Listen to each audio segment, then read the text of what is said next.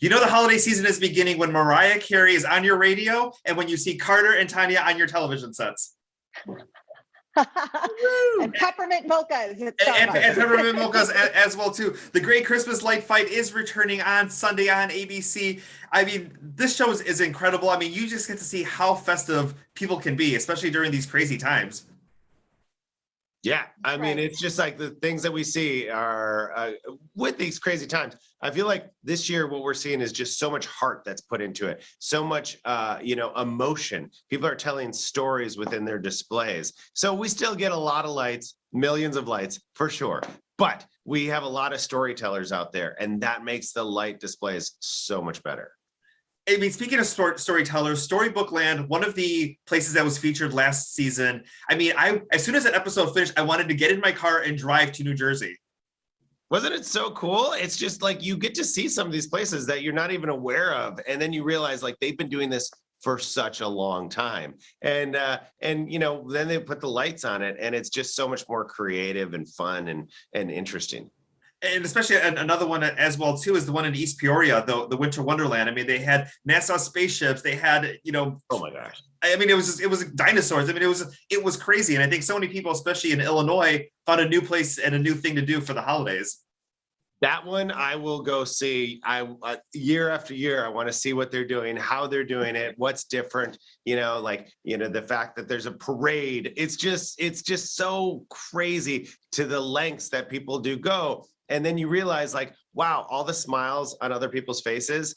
And that's why they do it every single year. That's why they spend so much time, putting these lights up. Now, Tanya, let's talk a little bit about what we're going to see this season and, maybe some of the families that we're going to encounter. Yeah, we hit up a lot of awesome places. We did a bunch in Florida, a bunch in Texas, Arizona. I mean, we were all over the place, and we just saw so much heart and soul. People would think that because, times are a little different right now, that the displays may have been different, but they were different in the sense that they were so much more filled with heart. We saw crazy, unbelievable displays, but the stories and the heart behind it were just spectacular. So I'm excited for everybody to see what's in store this year. Now, as far as both of you, Carter, I'll go ahead and ask you first. When do you get into the holiday spirit? Obviously, we're filming the show and you're both getting ready for it. But like some people wait till right after Thanksgiving and other people right after Halloween. But when does the holiday season begin in both of your homes? Well, I think this, look, the holiday season is like Halloween. When that starts ramping up, and then being on this show, it's like our season gets ramped up even before that, So we're getting ramped up probably earlier than most. And by the way, when people go on the show, these people are usually setting up their spectacular display in advance. And so we're seeing that. So when people aren't even thinking about the holidays, Tanya and I are knee deep in it. Yeah, they start as early as August to set up their displays to be ready in time. That's dedication. Yeah. Now, what have you heard, especially, with last year, we weren't able to travel. We weren't able to see our family and friends, but we had shows like this that we could all gather together and watch as a family and really just bring the spirit of the holidays, a new meaning and a renewed meaning to it. Feedback you both got on social media. What was it like to receive some of those messages? I feel like people were so appreciative of the fact that we were able to do this. Carter and I, we also had our own challenges with traveling through the midst of this pandemic. Carter got an Airstream. He traveled all across the country in an Airstream, which I did not do. I was like, you know what? I don't mind. I'm going to just check right into this hotel. But I don't know. I think all in all, people are so appreciative of the efforts that were put forth. We were also very careful with everything. We didn't have large crowds this year, but it didn't compromise at all the enormity of the display. Yeah, I don't think it did. I think Tanya's right. I just put an Airstream to the back of my truck and just started traveling from house to house. And I was like, okay, open the door. Let's go shoot. Here we go. And it was really fun and different experience. And we didn't have the big crowds, but that's what meant.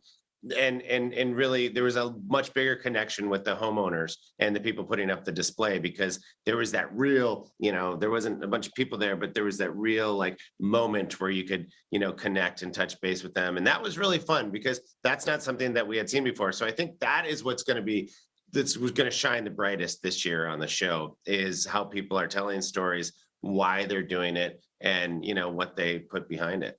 In all the seasons of doing the show, I mean, obviously this is going to be a little bit of a trick question, because in Illinois, we have the one in East Peoria. We know the zoos and the museums and things in the Chicagoland area put up these big light displays. But if you are going to be traveling to one location or one state that celebrates the holidays like you've never seen before, which one would each of you pick, especially if someone's considering getting an air fryer or a road trip? Go ahead, Tanya. I see your hand up first.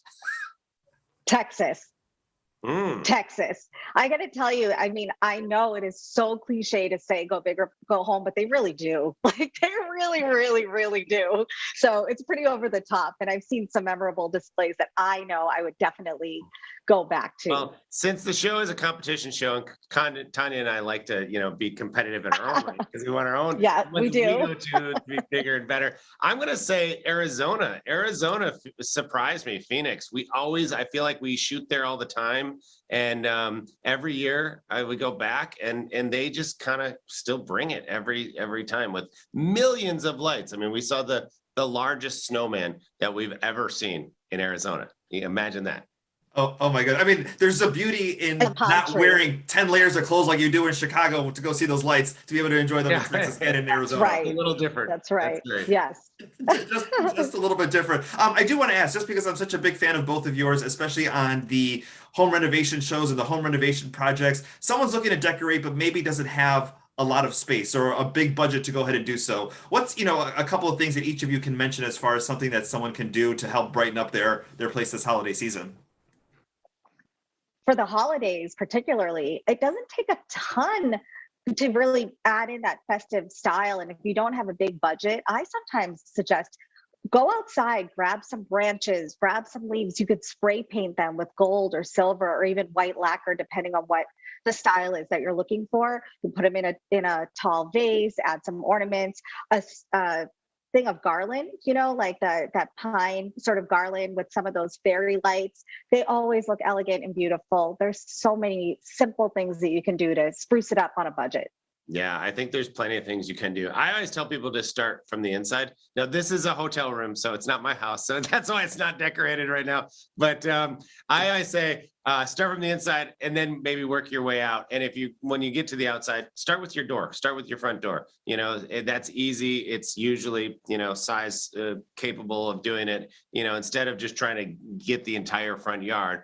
Maybe start with your front door and then work your way out. And work around. Good Carter acts like he decorates.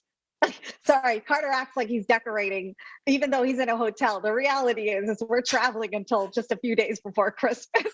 Yeah, we don't always really get. We're looking at your house right now, Tanya. We're wondering why there's no Christmas lights. Exactly. What happened to the Airstream? I'm getting to it. The Airstream. Oh, I did have the Airstream. That was tricked out. That had a lot of cool lights in it. After living in that thing for 6 weeks, I had to get a little creative. Yeah, get a little creative. And the final thing for both of you, obviously, I mentioned at the beginning, Mariah Carey's "All I Want for Christmas Is You," one of the most popular songs, and a lot of people's favorites. Is that each one of you your favorite holiday hit to hear, especially multiple times throughout the season, or do you have a different one? I love Sia. Ooh. I love Sia. I'm a Sia fan. I feel like my daughter listens to Sia now, her Christmas songs, her play. It's always playing all year round. I'm kind of hoping Adele comes out with a Christmas hits album at some point. That would be nice. Yeah, the new album just dropped. Maybe, that'll be her holiday gift next year, that she'll drop a holiday album, or at least a holiday single. Yeah. You're right. We do need that from Adele. Adele, if you're watching this, right?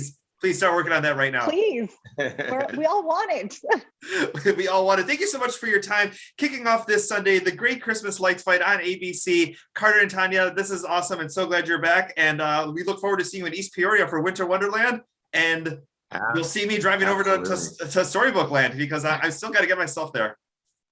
Cool. You should do it. Definitely. Thank you. Merry Christmas. Happy holidays. Happy holidays. Merry Christmas. Thank you. Happy holidays.